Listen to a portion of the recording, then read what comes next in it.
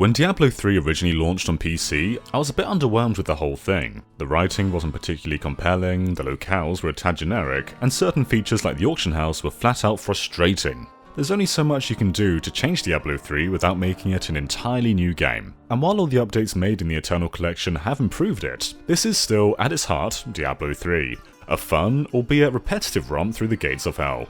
So the gist of Diablo is the game kinda plays out differently each time. Sections of the overworld and dungeons are procedurally generated, loot, likewise, is randomized, and characters play very differently to one another. The game's at its best when you're together with a group of 4 people, all playing together as different characters where the strengths and merits of each one complement the weaknesses of others. Having played through the Switch version both on my own, online, locally on the same system, and locally on different systems, everything multiplayer related absolutely works as it should. Multiplayer on the same system can get a bit cramped however, whereas with multiple systems involved you of course aren't tethered to the same screen, so you can explore independently of each player.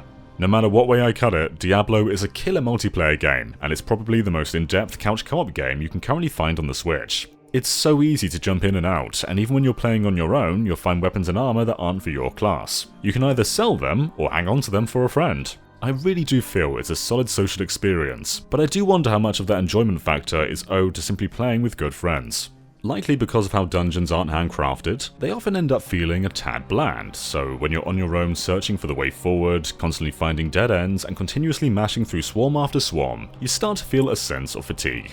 The game attempts to remedy this by continuously throwing new items and new abilities upon leveling up, but it's not always enough. It doesn't matter if I have a sword or a giant axe, it's gonna get boring just hitting enemies after a while. The story, likewise, is a bit flat. Jarringly, the CG cutscenes are not only masterfully directed, but they actually led me to care about the characters, and then as soon as you transition to gameplay, all that ambition is swept under the rug. I appreciate the snippets of lore, but they're mostly told through character logs, and it's hard to understand why so many characters have these just lying around.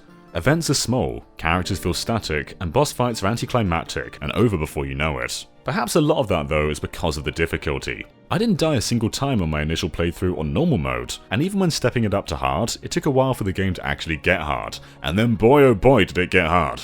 There's not really a good balance, it's either easy to the point of tedium or challenging to the point where you tire of encounters. That is kind of the thing with Diablo though. That initial playthrough in the grand scheme of things doesn't matter all that much. It's a game about consistently growing and finding more impressive gear, and that goes beyond a simple completion. It can take a mere dozen hours to finish the game, including the Reaper of Souls expansion and Rise of the Necromancer, which are included for free, but there's a lot more to go back to, different friends to play with, and new ways to take down hordes of demons. For what it's worth too, I really like how Diablo 3 plays on a console. I was skeptical at first, but trading the constant clicks of a mouse for a more relaxed controller where everything's accessible is perhaps even an improvement. And of course this isn't just a console. Diablo 3 on a handheld is utterly staggering, and while elements may feel a tad small at first, after a few minutes everything just clicked. And no matter how you play, the action always appears to be extremely close to 60 FPS, though dodging with a single Joy-Con isn't exactly ideal. It's probably best played with a full controller. But that's not all that's new on Switch.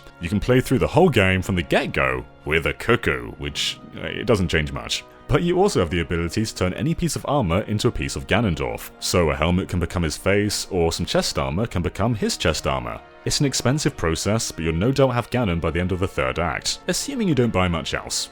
There's also amiibo support, which basically just grants you rare items, though sometimes you have to fight through a horde of demons to do so.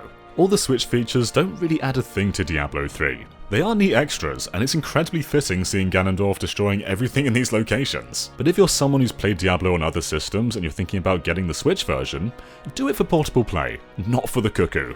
So while there are some awesome quality of life improvements made since launch, like more exciting drop rates, faster leveling, and balance fixes, it's the core game that I still take issue with. For the leading franchise in this genre, the adventure is absolutely by the numbers, and some of the acts are aesthetically generic and a little boring. With some friends along for the ride, Diablo 3 can be a far more enjoyable experience, but that might just come down to being with the right friends. It of course has a great reputation for a reason, but for me, Diablo 3 came across as unambitious and felt vanilla.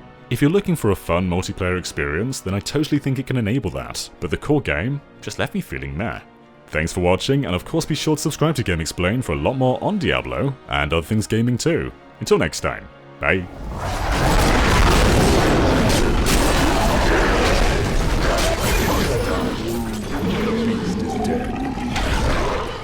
More fury.